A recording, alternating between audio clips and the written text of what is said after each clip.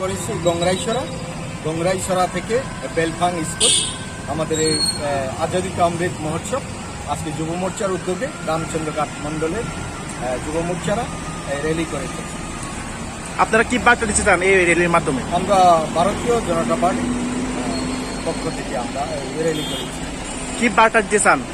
আমরা বার্তা দিতে চাই দেশের মানুষকে, ত্রিপুরা রাজ্যের মানুষ যাতে সবাই শান্তিতে বসবাস করতে পারে, এবং যে আজাদী কা অমৃত মহোৎসব যে ৭৫ বছর হওয়ার পরেও আমরা এবার মনে করি যে আমরা একটা আজাদি পেয়েছি, আমরা ফ্রিডম পেয়েছি।